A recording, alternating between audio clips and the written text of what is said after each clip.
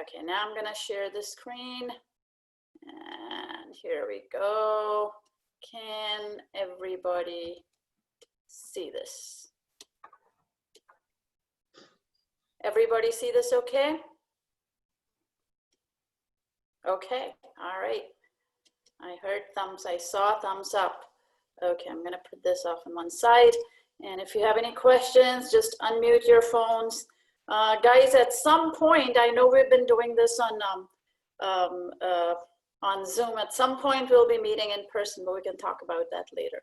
Without further ado, hello everybody. Hello all the Health and Nutrition Club members, and hello to you folks online and the folks who are about to join. We're gonna talk about sleep and insomnia simply because you guys have brought it up so much in the last several years. So a few statistics here. We have almost 70 million Americans suffering from some form of sleeplessness or another.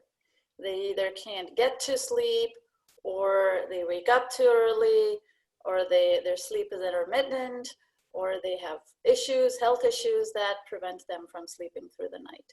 And accordingly, we have this giant industry of sleeping aids. And you know, there's things like doxepin, estazolam, roserum, temazepam, various forms of melatonin.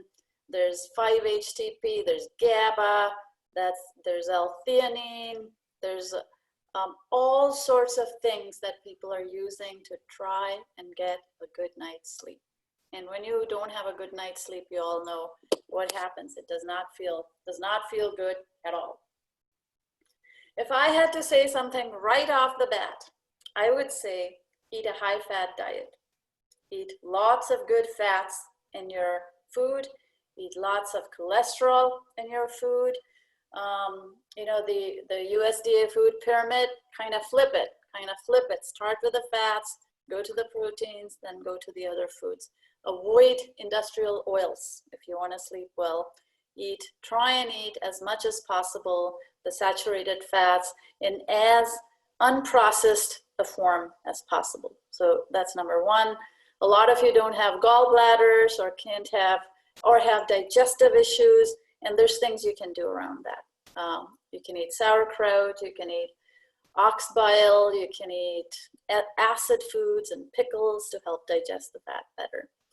The second thing that dietary that tends to keep people awake is stomach fullness. They have this, they've not eaten well, or they're dieting, or they've not eaten too much, and then their stomach starts growling and they wake up. And so stomach fullness is important, especially at night, I find, for a lot of people to eat foods that are not necessarily high carbohydrate, but high bulk. So fibrous kind of foods. You feel like you've eaten something and it sits like a bolus in your belly. My grandma used to prescribe milk, turmeric milk, nutmeg in your milk, cinnamon, hot soup and beef teas are great. There's some older books, I was reading through the old literature, that swear by onions and lettuce and turmeric milk, and so I can attest to turmeric milk. You feel very good and you fall asleep. Do you have any recommendations for things that put you to sleep, foods that put you to sleep? Feel free to mute and let me know if you do. And then there are things you can do. You know, we are a generation of internet junkies. We've got our cell phones on all the time. We've got blue light. And so we find ourselves, you know, frequently getting up and looking at our phones. And then that light goes on. Or some of us want to fall asleep in front of the television. And there are actually homeopathic remedies for a lot of those things. But fundamentally, you want to address the diet, number one, and you want to address stress reduction, which is exercise, you know, meditation, and so on. Those are basic and fundamental things that everybody probably needs to think about. And I'm assuming because you've been members of this club for so many years that you've been doing a lot of those things. I've heard people say, if I want to really sleep, I just make the decision not to sleep. And when I make that decision, I invariably fall asleep. So you're not putting pressure on yourself. A hot bath knocks me out for sure. Some people say lower your head, move very slowly and sort of sink into it, sink into sleep. Don't get hyper excited, sort of calm down and calm your routine down towards a set bedtime, whether it's 9 o'clock or 10 o'clock or what have you. One of the things I see is husbands and wives, spouses and families all sleep at different times, and one keeps the other awake or asleep, and so you have to compromise your native sleep patterns a little bit, and that causes some insomnia. But one of the most quick fixes that people seek is actually sleeping aids like pills. And most of these, in fact, most of these are allopathic. It's very, very big business. And I just randomly took this doxepin out, not for any good reason other than that it's recommended a lot for insomnia. And what it does in the longer term. So it might put you to sleep in the shorter term, but this is, doxepin is an oral tablet you take, and it's an antidepressant which increases your risk of suicidal thinking and behavior, especially in children, adolescents. We already have about 47,000 people killed themselves in 2017, the last we have CDC data for, and it's only increased over time. It's only increased over time. It remains to be seen what happens this year, but from what I'm hearing from suicide hotline counselors and doctors, the suicide rate today has shot through the roof in the year 2020. And people can't sleep, so they're on various drugs, can't sleep, and in fact, it causes major depressive disorders and suicide. Side effects. There are many, many, many side effects from the drug that'll put you asleep in 3 minutes. And to look at doxepin, it's like abdominal, stomach pains, agitation, black tarry stools, bleeding in your gums, shakiness in hands and legs, blurred vision, crawling, itching, numbness, pricking, a whole bunch of things that happen that you are then getting additional treatment for. Increased thirst, increased urination, irritability, bladder control problems, lower back or side pains, paralysis, shakiness and unsteady walking. I mean, there's 2 pages of this stuff, so I will not bore you with that. Weight loss, gas in the stomach, so on and so forth. So now we want to talk a little bit about what insomnia is and what it's not. So you're not in homeopathy, and we're talking a lot today about homeopathy.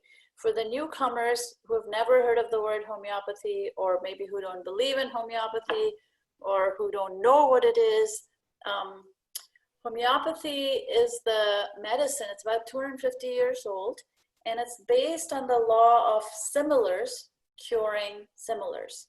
So similia similibus curantur, like cures like. Kind of sort of like vaccines, only it's not vaccines at all. You're taking a like substance, you're diluting it to the point of attenuation where it will do no harm, and you're giving it to the person, and the very thing that the substance causes, it cures in a sense.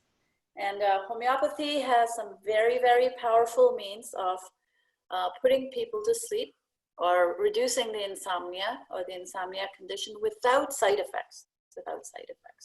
And folks, that is key. Anyone have any questions so far? No questions. And so if you were to take melatonin, if you were to take this, I forget the name of this drug, doxepin, if you were to take an antidepressant or GABA or 5-HTP to go to sleep, understand that you are sleepless for a different reason.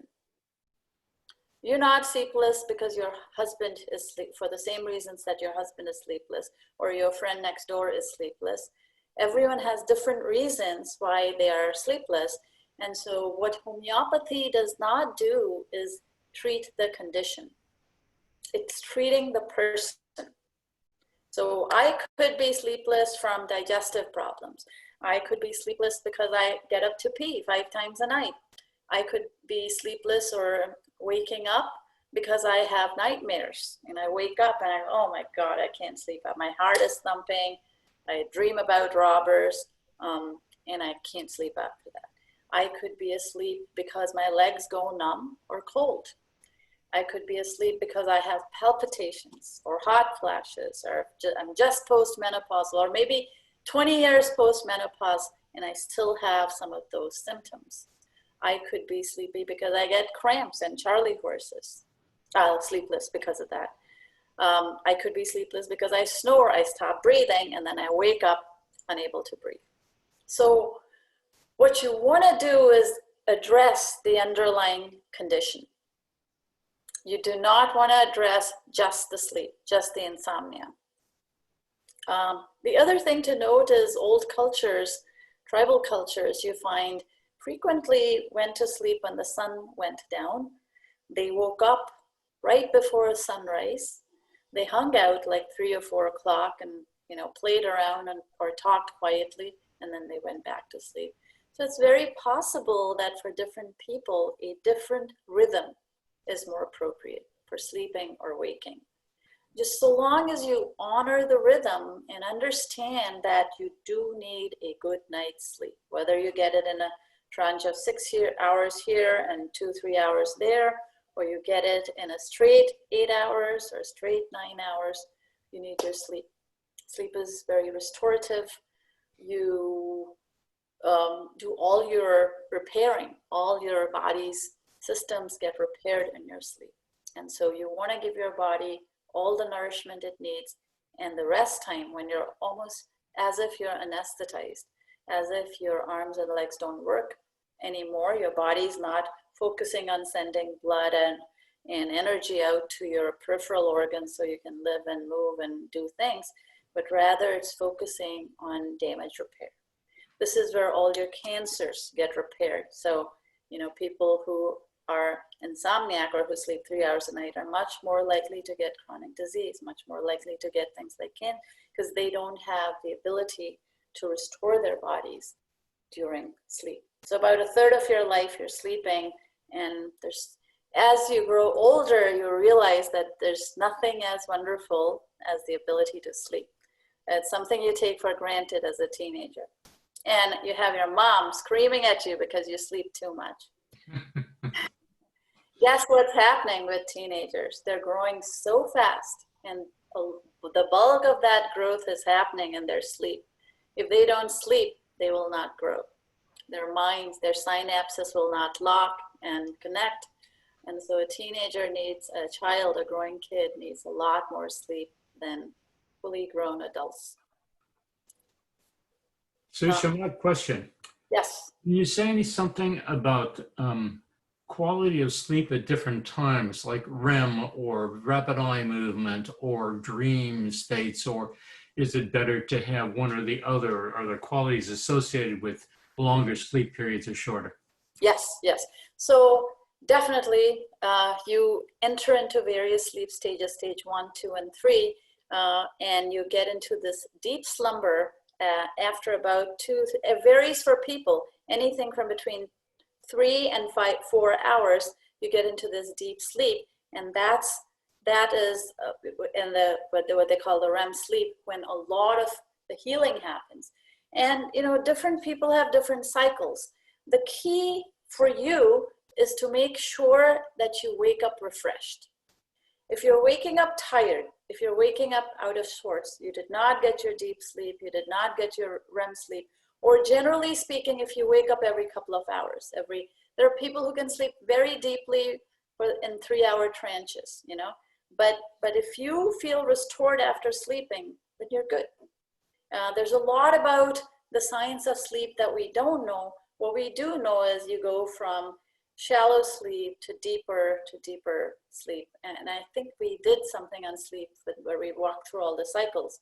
But the key is you. The key is, how do you feel after you've had a good night's sleep? Do you feel alert the next day? Do you feel foggy headed? Did you wake up, 5 times during the night, and do you feel refreshed or not? That answer your question? All right. Yes, thank you. Yeah. And whatever you do for your sleep, you want to recognize that the solution has to be long-term. It is not a onesie twosie, I sleep tonight, I'll feel better tomorrow. You have to be able to sleep for a long, long time, really peacefully. And life happens, especially when you're middle-aged, you've got teenagers in the house, you've got the elderly you're looking after, you're working, and frequently I find people coming up and saying, I've lost or you have a boss screaming at you, and people find that they can't sleep. There's anxiety, there's monetary worries, there's health worries, there's just plain strapping for time among many people. So I will say this, what I will say is, it's like an oxygen mask. You cannot help anyone else unless you help yourself. And for that, sleep is crucial and critical. And all of you have talked about sleeplessness and when and how you're sleepless. Can you please talk a little bit at this point about what makes you fall asleep well? And feel free to unmute your phone. Karen, do you want to go first? Sure. What I really enjoy doing is like going for an evening walk. That kind of helps me wind down and take my mind off of stuff that might be causing me anxiety. And yeah, so that's kind of my strategy. That's wonderful. That's wonderful. Land. Does anything work for you to make you sleep better? Yes, actually it's strange, but if I take a nap just before going to bed, I fall asleep better. Oh, that's brilliant. You know why? Because you wound down. You wound yourself down in the nap. You're getting prepared for bed. That's awesome. That's so awesome.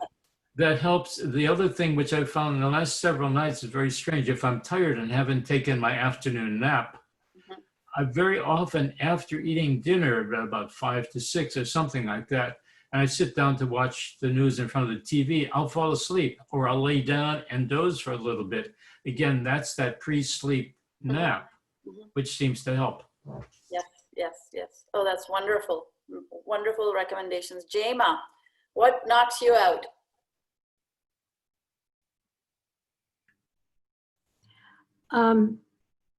Well, I really don't have a problem falling asleep, but Oh, that's right, you said. I turn my computer off at 5, so I don't have anything digital. That's wonderful. That's such a good idea. And someone mentioned mouth taping, and I did that for a while, and I want to get back to that. I think that really helped to stay asleep. One of the things that happens when you tape the mouth, or if you're breathing with your mouth open, is you have these things called the turbinates in your nose, and you're sucking in air, and there's a purpose of having a nose and not a mouth to breathe in your air, right? So the turbinates take your air, they warm it, and between the nasal passages and down before it heads into your lungs, the outside air has 20% oxygen, folks, and your body needs like less than 2% oxygen. So your body is taking the oxygen out of the air and concentrating the carbon dioxide. So the carbon dioxide that your body needs in the bloodstream, it needs to be in the 5 to 7% range in order to release oxygen from your hemoglobin into your tissues. So you're with me.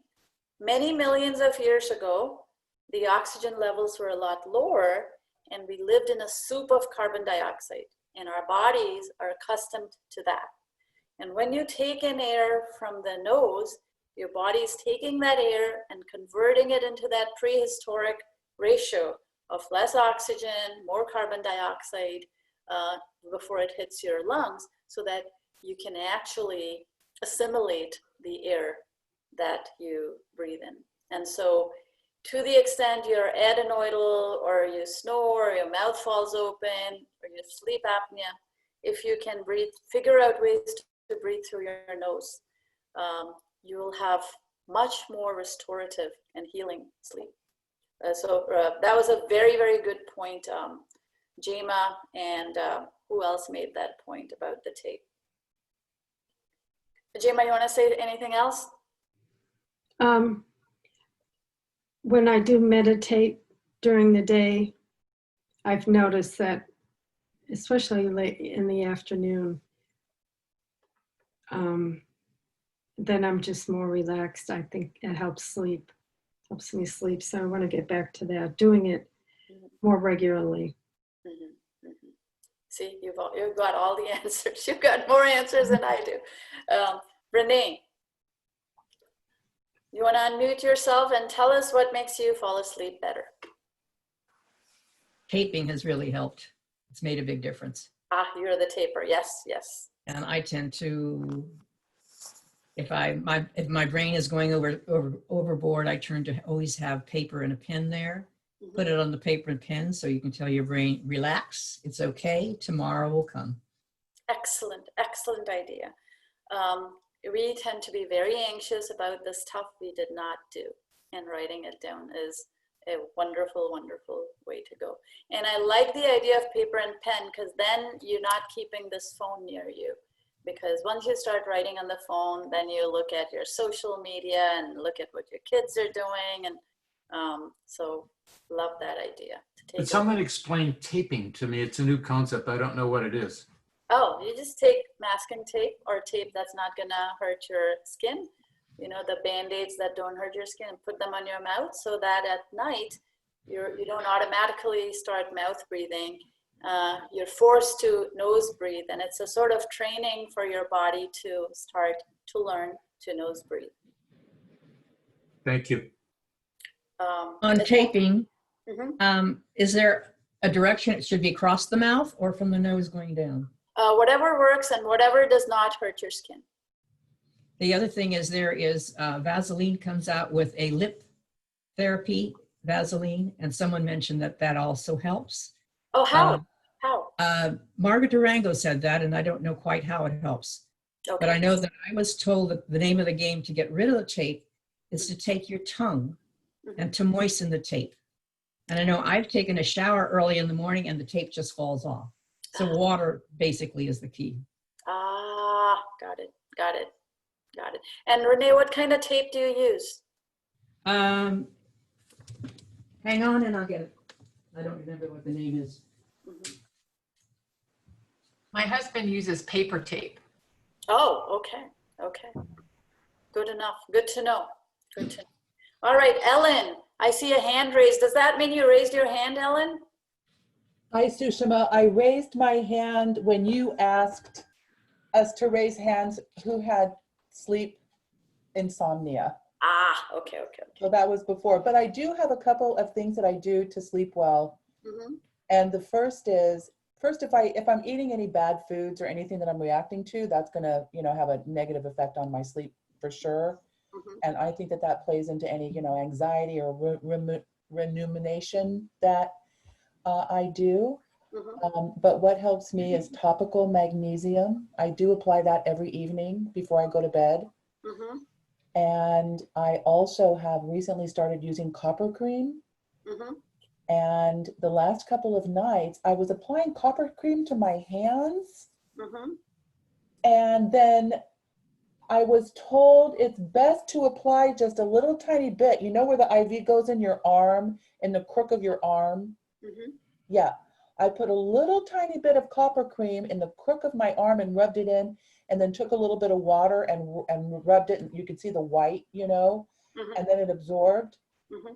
And I'll tell you, the last couple of evenings in doing that, I have slept so well.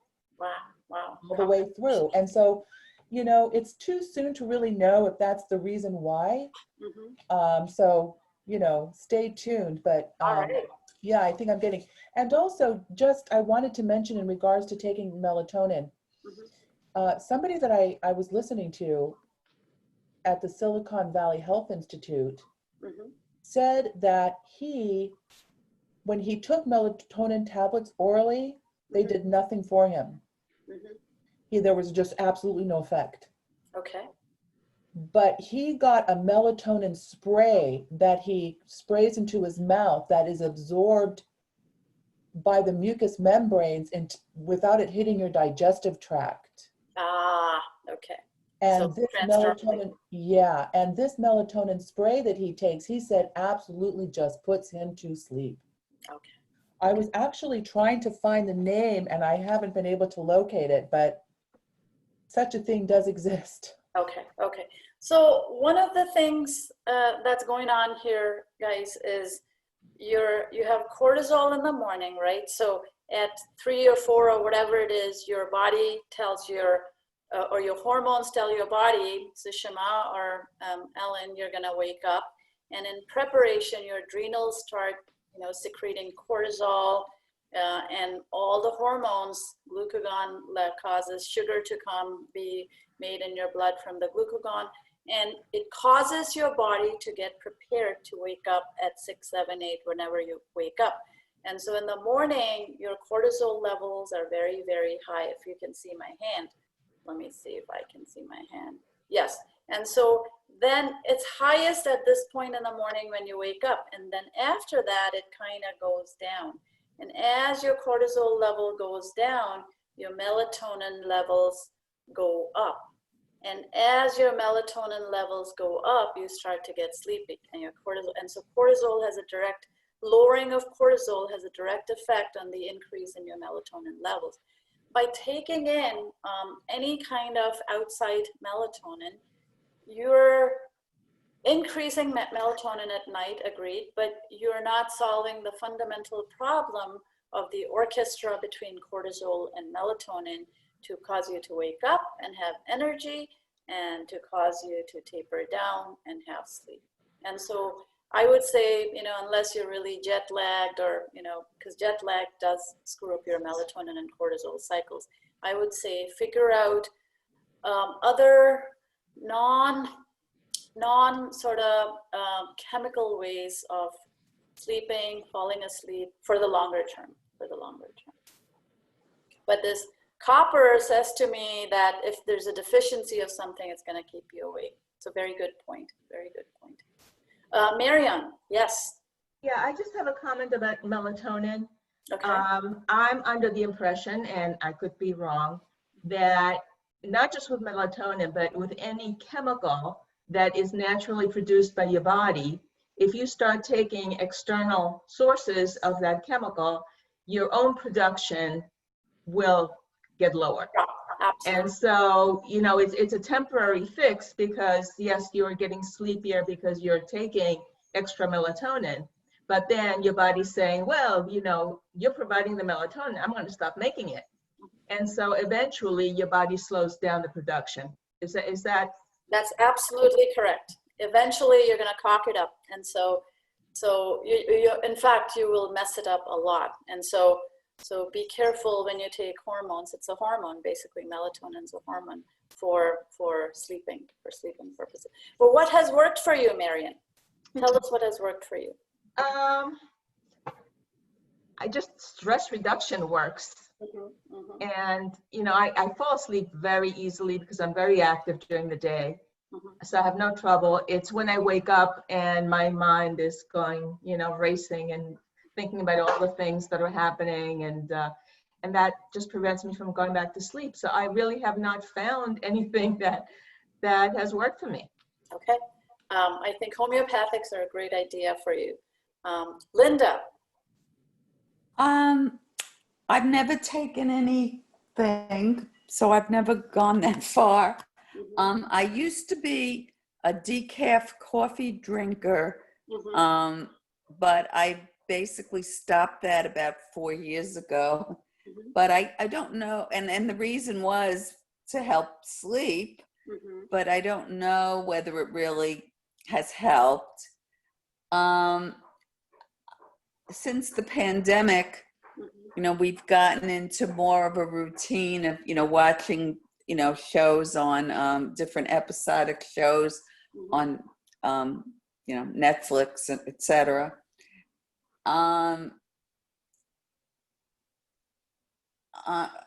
I guess I'd say the best thing for sleeping is staying up late.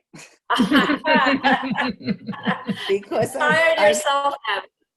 Right, because I can usually get to sleep, not always, but usually I can get to sleep pretty easily, and I can sleep for 5 hours.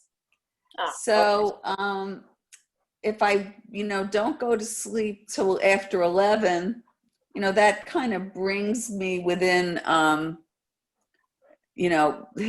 within, some kind of realistic distance of when you want to get up. Okay, fair enough. So that's what I do, but I've never tried any of these other things. Okay. Do you take naps in the afternoon? No. Okay. Yeah, my husband actually, he falls asleep quite a bit. In other words, if we're just sitting around, all of a sudden he's out. But I'm not. I play a lot of word games. I read. I don't fall asleep. Not never. Once in a long while, I might conk out. Sometimes in the car when my husband's driving somewhere, I'll fall asleep. But usually not. I see. And generally speaking, the 5 or so hours is enough for you, do you think? Or would you like to sleep? Well, I'd like to sleep longer. I really would. I'm usually okay, but I'd like to sleep till 7. Yes. Yeah. Absolutely. 11 to 7 would, be great. Yeah. We all love it. Yes. All right. Thank you for that. June, what are your recommendations for sleeping that have worked for you? I found that if I stop doing anything like mentally stimulating, like working on my crafts or something, 2 hours or so before I go to bed, I generally turn the TV on, turn the lights off, excuse me. And with the darkening of the room, my body starts to relax. And then by 11, I'm usually starting to fall asleep on the couch, so I'll go up to bed. I see. Yeah. And that helps. It also helps if I don't have anything chocolate within a couple hours of bed, because the caffeine seems to really stimulate me at night. Yes.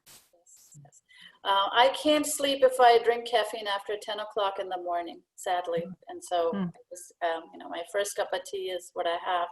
And so various people pointed to various things. One is exercise vigorously during the day, meditation as you are, at the end of the day in particular, or afternoon, to calm yourself down.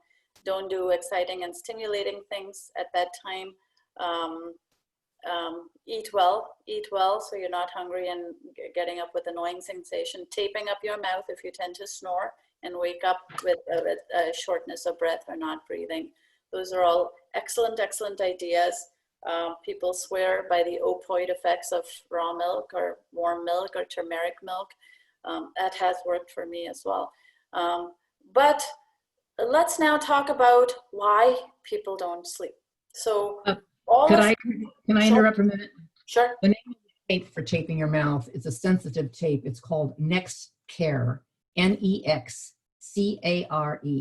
It's put out by 3M, and it's a sensitive skin tape, pain-free removal. There are actually 3 different types, stronger, but this is the most sensitive one. That's what it looks like. Okay, Nexcare. Excellent. Nexcare. Excellent. Thank you. Could you hold the tape where your face is, Renee? Just hold it in front of your face. The other way.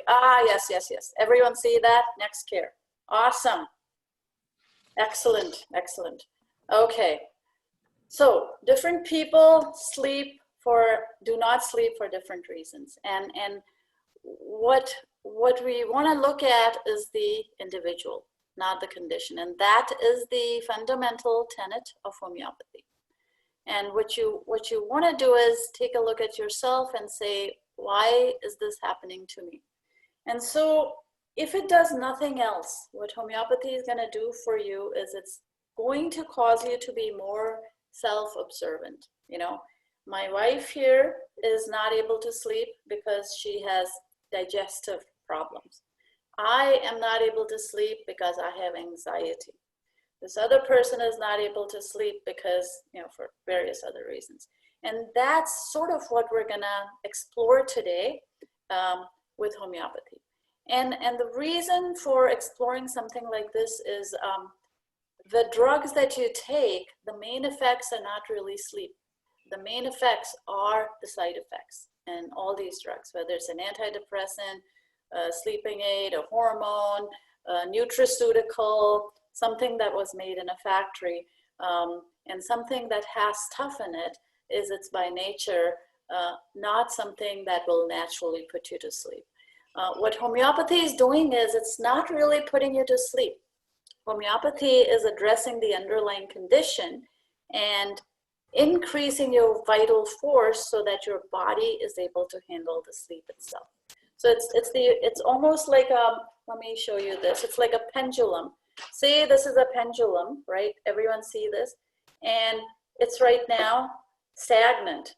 And what I'm doing is giving it a kick in this direction, and then I lay off that kick, and then the body goes back, the clock starts ticking again.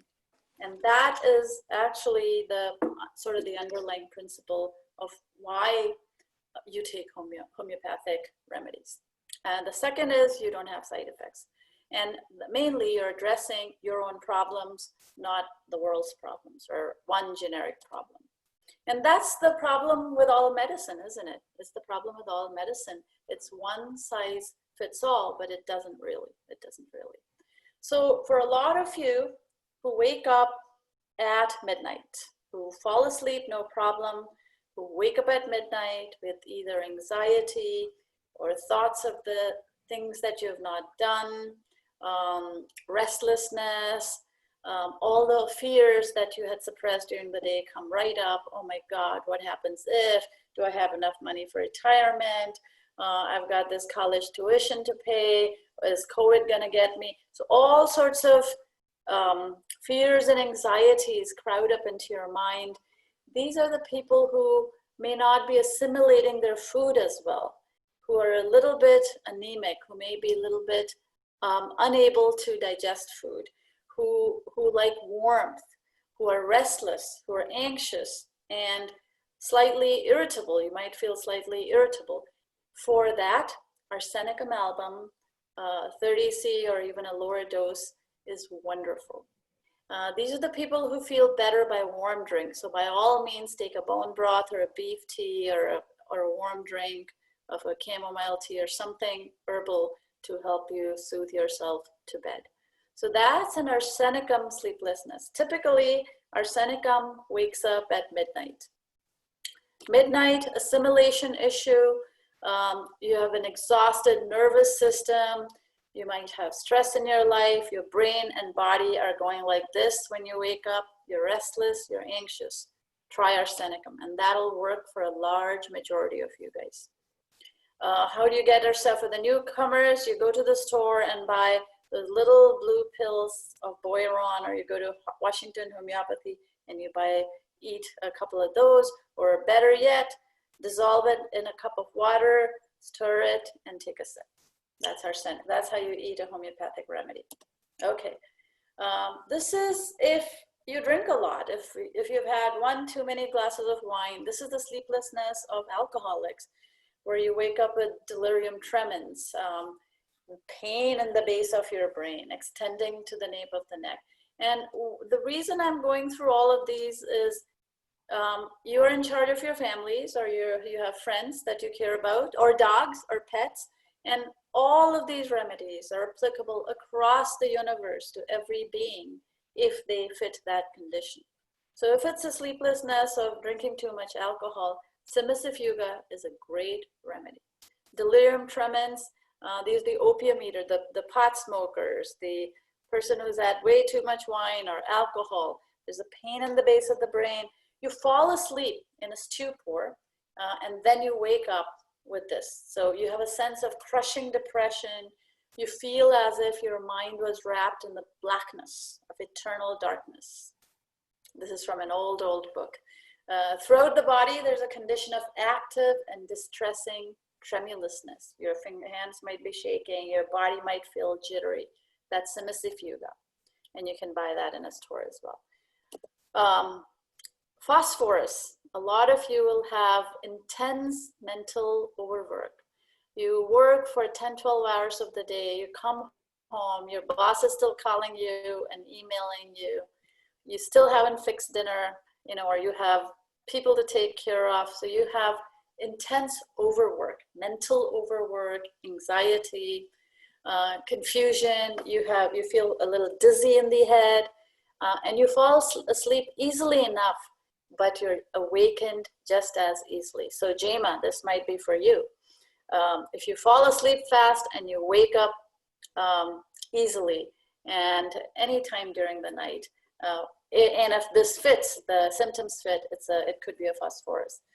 So this person, a phosphorus person, sleeps and wakens many times in a single night. So you could wake up at 9 o'clock, you wake up at 11 o'clock, you wake up at 2 o'clock.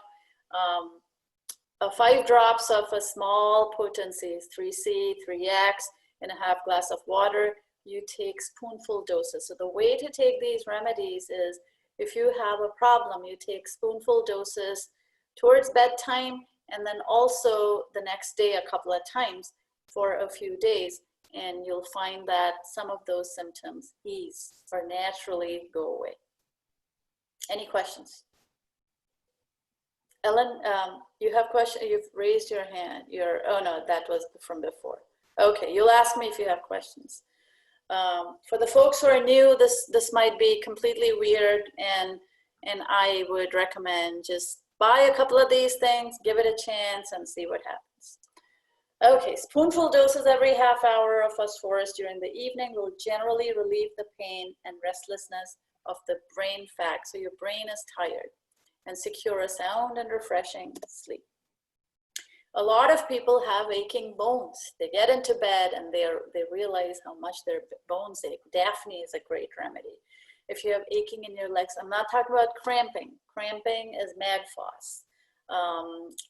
Aching or zincum metallicum or cuprum metallicum, that's restless legs. But if you have a deep ache in your legs, sore legs, you can't keep them still, Meteorinum is great. Cuprum metallicum is another very, very good remedy. And then I have a pop quiz. If you have anxiety going to sleep, or you wake up anxious at midnight or 1 o'clock, anyone remember what the remedy was? We just talked about it. It is arsenicum, of course. If you have heart disease, if you have a spouse that has heart disease, and they fall asleep, or they don't fall asleep, they have trouble sleeping because they have heaviness around, they have chest anxiety, they have anxiety around their hearts. Crataegus in a small dose, 3X, or even mother tincture drops is great to take before bedtime. If you had a late dinner and you're full up to your gullet, you went to a banquet and you overate and you're feeling a little bit sick and you wake up kind of bilious, pulsatilla is a great remedy to put you back to sleep. So these are instances where you might feel sleepless. What I wanted to say is many people have similar things going on kind of every night. So you figure out what bothers you, try a couple of these remedies and see what works. If you find your bed to be too hard, many people find even a soft bed to be hard, or you see someone complaining about a hard bed, give them arnica and that'll knock them out. Arnica, bryonia, pyrogenium are wonderful remedies for people who get up because their bed is literally making them bruised and sore. And this is for women a lot, this remedy called lachesis. And this remedy is made from the venom of a South American snake. triturated and diluted to the point where there's none of the venom left in the trituration.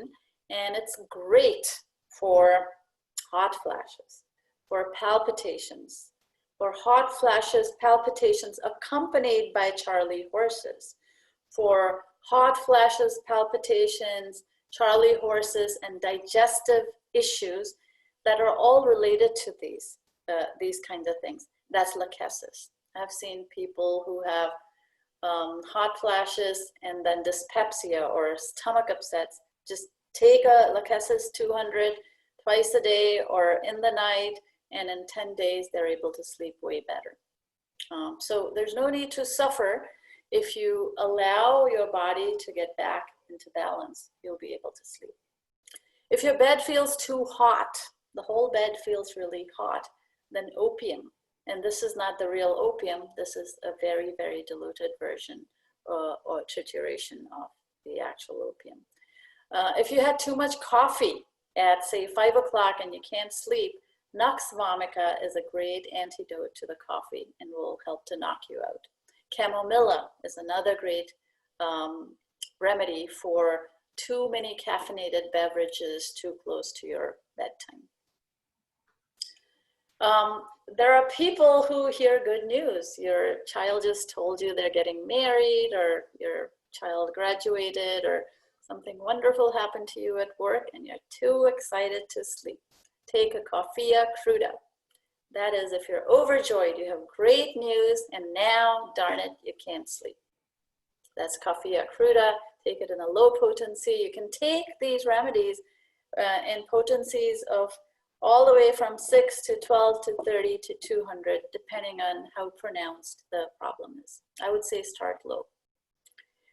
If you're in grief, if you've had a death in your family, if something very sad has happened to you, and particularly for women, Ignatia amara is a wonderful, wonderful remedy. It will not take away your grief, but it will take away the effect of that grief on your body. You'll be able to deal with your everyday life, and that includes sleep. So you see that sleeplessness is not all the same for all the people all the time. There are times when I need a Nux vomica. Invariably, if I am so tempted as to drink a cup of coffee at 4 o'clock, I know my sleep's gonna be screwed, and I take Nux vomica. And then I sleep much better. Grief. Grief will make you sleepless. Grief will cause great sleeplessness, which in turn causes caretakers of people who are very, very sick tend to have a lot of grief, because they are taking care of this person as their mom or your grandmother, their child or their spouse, and they're very tired. They're staying up at night. They're very, very tired. And they're grief-stricken, and now they can't sleep. So then they frequently drop dead right after the person that they've taken care of passed from grief and overcare. So take care of yourself. Ignatia is a great remedy. Everyone should have Ignatia on hand. Aurum metallicum is if you feel all of a sudden a lot of problems have descended upon you. You're a very responsible person, and you just don't feel like life is worth it. It's great for guys. The biggest suicide rates are amongst middle-aged men, older men. A lot of them are alone, and this happened in my family as well. They don't seem to have as much of a reason to live as some of the others, and they don't want to continue to live. And for people like that, aurum metallicum, if you see an elderly parent feeling or questioning the meaning of life, aurum metallicum will snap them out of this depression, and they will become cheerier again. It's slow. It takes a couple of days to sort of come out of it, but I have seen some pretty remarkable results. You know, my Richard, his dad passed, and aurum metallicum worked very, very well. He would just get grief-stricken and be very, very low. And as soon as you gave him aurum, slowly he would start to take an interest in life. And it's very subtle. It's very subtle, but once you start to observe, you will see these changes in the human that you love, and you will understand the meaning of body, mind, and soul. You are not an organ. Your sleep is not your pineal or your bed or your head. It's you the person. And once you know what bothers you, you will be able to take the measures to sleep. And so for a lot of you, this might seem hard. Everybody wants this one solution to their problems. And that's why we've been going on for 6 years now. In a sense, life is complicated. Your body's complicated. And the sooner you accept that and understand it, the more you can appreciate the complexity of your body and do things that work for your body. So I don't want to talk away. If you have questions, please feel free to jump in. So we were on hot flashes and palpitations, and that's lachesis. Oh no, we were in Ignatia and Orem, and we're done with that page. All right. If you have gas, if you ate something funny, you have flatulence, you have digestive problems, take a nat carb. All the symptoms in your belly will vanish, and you will feel a whole lot better, and you'll sleep a whole lot better. There are people who are early to bed, early to rise. There are people who are late to bed and late to rise. There are people who are just out of it. If you wake them, if their normal waking time is like 6 or 7, if you wake them up 2 hours before, they are basket cases. That's a nux vomica. These are the people who can stay up late and party, and then they get hungover the next day, or who cannot sleep late until into the night because they had food and drink and excitement. Nux vomica. Nux vomica is your friend. If you wake up late and you don't want to wake up late, nux vomica. You know, take it in the night, take it in the day, take it 3 or 4 times over a 10-day period, and your cycle will sort of adjust itself. If you yawn a lot during the day, in the mornings, that's nux vomica. There's a lot of people who snore and can't sleep. And so you guys mentioned tapes. That's wonderful, wonderful. Kali carb is an excellent remedy for when you start to wake up around between 2 and 4 o'clock, like clockwork, and you find yourself waking up after you've had sleep apnea, or your partner tells you that you were snoring, or they push you and you wake up. So Kali carb is an excellent remedy for snorers who lay on their back like this and snore, and then they wake up. Mag carb is another remedy. Sulfur is another great remedy if all the other symptoms fit. If you are sleepy all in, my dog, we have a 13-year-old dog called Roxy, and she's a little bit senile, and she's very, very tired. She sleeps during the day and she's fairly active at night. And I don't know why, but Staphylococcus aureus really works well for her. And she drinks a lot of water at night. And sulfur is a great remedy for that. If you pee a lot at night, drink a lot of water, pee a lot, drink a lot of water, and that gets you out of bed. Try sulfur, try medarinum. Those are great remedies. For many people, waking up in the morning is difficult. So there's nux vomica we talked about, and Calcarea phosphoricum is a wonderful, it can be used as a cell salt or a homeopathic remedy, but it's great if waking up is difficult for you. If you wake up frequently, especially if you're older, if you're over 60 and you wake up frequently, try Barita carbonica. That's a wonderful, and if you don't have digestive issues, Barita carbonica is a great remedy that helps you normalize your sleeping. If you're waking up to pee a lot, every 15, 20 minutes or every hour, your REM sleep is broken by getting up to pee, try creosotum. Try creosotum, medarinum. These are 2 wonderful remedies for urination disturbing your sleep. There are some people who wake up very, very hungry. And if you wake up with hunger in the middle of the night, and I have done that. Lycopodium. Lycopodium is a wonderful remedy, and that'll help to put you to sleep. And for a lot of that people, hunger at night after they're asleep is a real problem. Even if they've eaten, many diabetics suffer from this. People who are not able to digest their food suffer from this. And so by taking Lycopodium 10 days or however many days, 3 times a day, you're actually addressing the underlying problem. Questions so far? All right, no questions. Silica, which is flintstone. This is a remedy made by grinding up flintstone, triturated, for utter mental, physical exhaustion. So you're working at a very hard job. You have a little infant at home. It's cold outside. You really can't deal with the cold. Food is not nourishing you. And you've lost courage. You're kind of lost, not the will for life, but you've lost the joie de vivre in your life. And you're in despair. You don't have hope. Homeopath called Talcott, it's in one of the old texts, says it'll often work a wondrous and magical change in the condition of affairs if you suffer from these and you don't sleep and you're not able to sleep from your utter physical and mental exhaustion. And I see a lot of people today who are they're working from home, they got kids at home, they have no help, they're very stressed out about when they might get ill from this, the COVID, and they're just very, very exhausted. They're exhausted, they're not eating well, and they can't sleep. Cilicia is your remedy.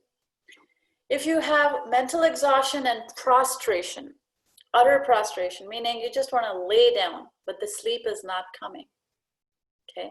But you're a bright and eager person, you're eager for work, but this is for people who feel just knocked down by life, literally, physically knocked down, horizontal. For women who get very nervous or worn out, for brain workers who have the brain fag, meaning the brains have overworked and now they're really tired. So coca is a great remedy for sleeplessness from mental exhaustion.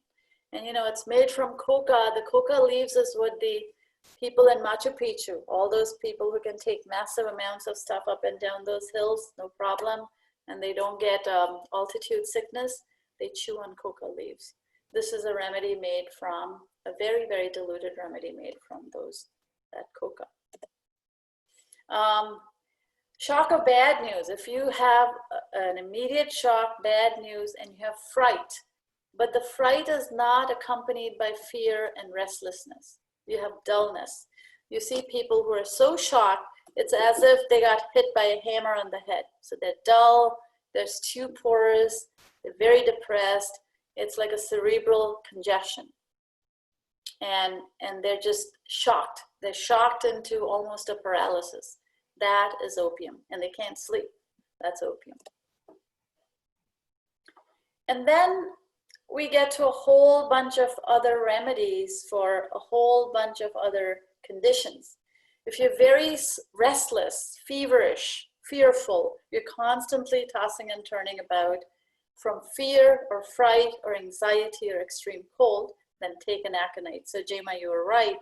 Only it may not be the long-term remedy because did you have continual fear, fright, or anxiety? I suspect if you're waking up at midnight, if you're falling asleep and waking up at midnight, arsenicum is more you, and you might try that. Any questions?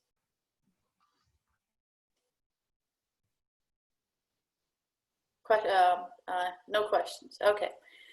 There's a remedy called ambrogrysia. You cannot compose herself. The person cannot compose herself to sleep. They're talking constantly. They're nervous. And when they fall asleep, they wake up right away in a little bit weak and unrefreshed. And their body is very cold. So these are very nervous people who are talking a lot. They fall asleep, but they're unrefreshed. They have unrefreshed sleep. and their bodies are cold. So ambrosia is a great remedy for that, children in particular. Apis melts for children. A lot of children who scream in their sleep. They wake up screaming. They have terror dreams. Try adults too. If you have terrorizing dreams, if you wake up, if your partner, someone tells you that you're waking up shouting, then apis mel is your remedy. Belladonna is a great insomnia remedy for moms after weaning, for their children who cry constantly for days and weeks. They start during their sleep as a frightened, their body's icy cold, mom or child. If these symptoms are good for either, this is a great remedy. Or if they wet their bed post-weaning. Calcarea carb, you're wide awake, you cannot sleep. When you close your eyes, behind your eyes, you see figures or robbers, or you see action behind your eyelids. These are people who sleep when a rocking motion, like water beds might put them to sleep, or being in a rocking chair might put them to sleep. Children who are rocked might go to sleep. That's a Calcarea carbonica insomnia. If you have coldness, extreme coldness and cramps, which are marked in sleeplessness, then camphor is your remedy. There's a sense of great weakness, coldness, and cramps. Try camphor a few times at night, 7 or 10 days, twice a day, a small potency. Chamomilla is a great sleeplessness remedy for kids in particular who have the colic, who scream, who are restless and who moan, who have dentition, who are starting to teeth. What happens is parents are either staying up all night and exhausted from it all, the child is exhausted, and no one's getting sleep. Chamomilla will address these sorts of situations really, really well. And I've seen moms with screaming kids finally get a good night's sleep. So don't suffer. The muscles of their faces and hands want to twitch. They want to be carried. Chamomilla babies want to be carried around. They must have motion. So that's chamomilla sleeplessness. If you have worms, if you have pinworms, or if your child has pinworms and they can't sleep, Cinna, C-I-N-A. And children with worms will typically scratch their anus. They'll scream at night with nightmares, and they get very anxious in their sleep. They're very frightful. They'll typically wake up in the evening or even before midnight from fear and fright. They have all sorts of dreams and they scream. So that's Cinna. If you suspect that, Cinna is a great remedy. Chloral is a great remedy in teething children. Coffea cruda is a great remedy if you've heard great news and you're very excited and you can't sleep. If you had too many stimulants, if you're too stimulated, coffea will put you to sleep. Aconium maculatum insomnia is nervous, fidgety. These are jerky people who are very troubled by sleeplessness, and you want to give this in a very small dose. So 3x is a very good recommended dose. Cypripedium. These are people who are very excitable. They laugh and play. It's your child that plays video games, your teenager who plays video games at all hours. It's very wakeful, laughs even in sleep. Cypripedium. Gelsemium is for insomnia where you have a very wide awake feeling if you are getting new fresh teeth for children. If you have a violent itching on your face. Someone just, did someone text me or? Okay, sorry, my fault. Gelsemium is when you have violent itching on your face, head and shoulders. So one of you at least might benefit from gelsemium. Profuse flow of clear urine at night, alternating with drowsiness after midnight. So gelsemium has very distinct symptoms for insomnia as well. Let's see how many, there's only There's only 3 more pages, so I will not bore you too long. And that is the reason, folks, that I'm recording this, because what's going to happen is you're going to leave this meeting and say, I didn't get any of it. And you're going to wake up suddenly sleepless one night, and you're going to say, what was that again? And that's when you will consult with this PowerPoint and take a look at some of the remedies and pick the right one for you. And the point, I guess the biggest point, because there are 3 new people here, of our health and nutrition club has been to take charge of our own health, to not go running to a doctor or a dentist or a surgeon every time you have a problem, to understand yourself, to know yourself. And what homeopathy is going to do for you is it's going to make you observant. I was not smart, and you may not be smart enough to figure it all out immediately.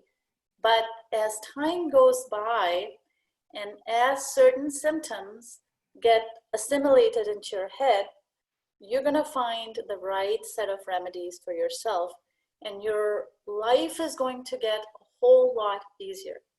Let me give you an example. You get writer's cramp, so I type a lot, or my daughter actually types a lot. She's a journalist. You type a lot. Initially, you get like tiredness in your hand. Then you find that your wrists are continually hurting. Then you find that you have a ganglion here and a node. And then you find that you have to wear those wrist guards or you can't type at all. And then pretty soon you're getting surgery.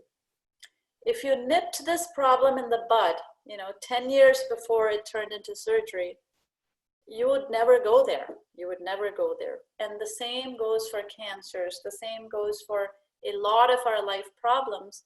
If you took care in the early going, and if you kept that pendulum, that pendulum of your vital force going in the right way, in the right direction, a lot of these problems simply would not get to the point where you have to go to a hospital or a doctor. So that's the point. Calibromatum, if you have night terrors, the child shrieks in his or her sleep. They complain of terrifying monsters. Mom, there were monsters and tigers. I still remember a dream from my childhood of tigers chasing me. I got up, ran to my mom's room, and then I refused to leave her bed for many weeks afterwards. They had to kick me out of bed much later in my life. But calibromatum will handle those sorts of things. Creosotum meteorinum, if you're waking up a lot to pee.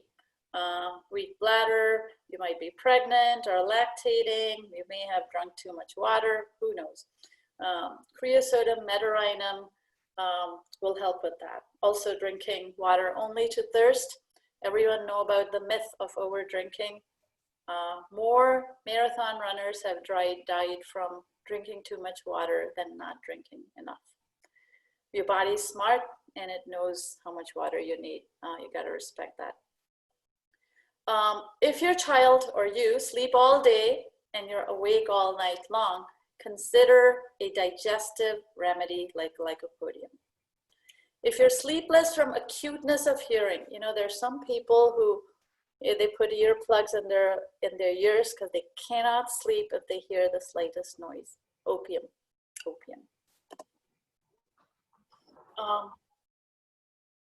If you're moaning in your sleep with half closed eyes, rolling your head around like that, or someone tells you that's what you're doing, podophyllum, this is a great intestinal trouble remedy as well.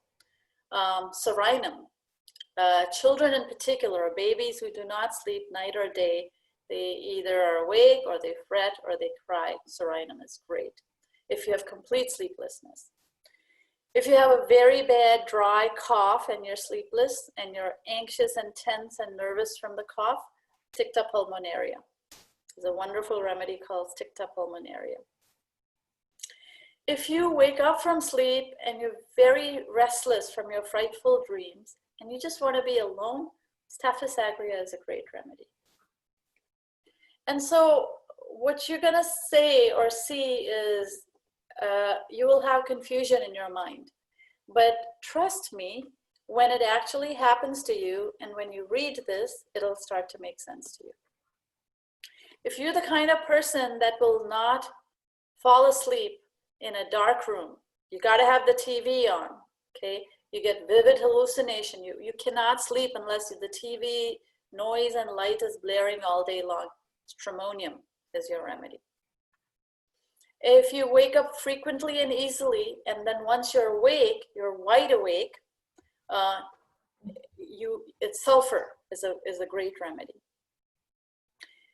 If you drop off to sleep and you find your legs jerking violently, try sulfur. If you have burning pain in your legs or hot legs, try sulfur or phosphorus, or medorrhinum actually, or chamomilla. So if you have burning in your legs, sulfur is a great, great remedy. Sushma? Yeah. Does that apply to adults also, or just children? Everybody, adults, children, men, women, dogs, cats, animals. Because I have a friend who has real problems with her legs at night. Yes. Does she jerk violently? I'll have to ask her. Okay. But I'll let her know about this for sure. Okay. Okay. There are two great remedies for restless legs, and one is Zincum metallicum and one is Cuprum metallicum. And if you have spasms, then magnesium, I should have added that. I'm sorry, I forgot. Mag-Phos is great remedy for Charlie horses at night, cramps. If you have pinworms, if your child has pinworms and is sleepless and irritated, then teucrium is a great remedy. So what we talked about was a whole bunch of homeopathic remedies. You came up with all sorts of ideas on how to sleep better and what works better for you. And the bottom line I wanted to get to was, if you are sleepless, if you have insomnia, take it seriously.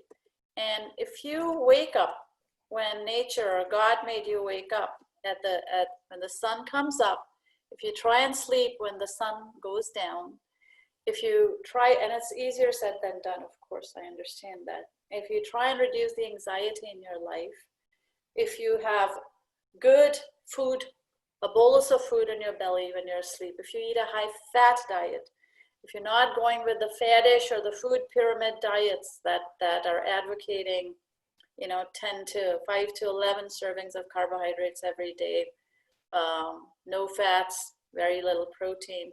Those are not the diets that'll give you a restful sleep.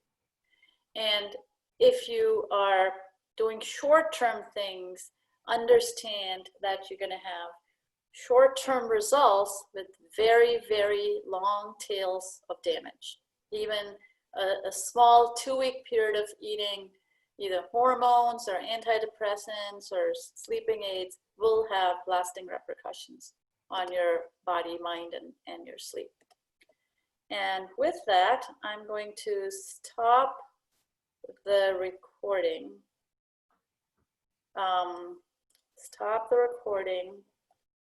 And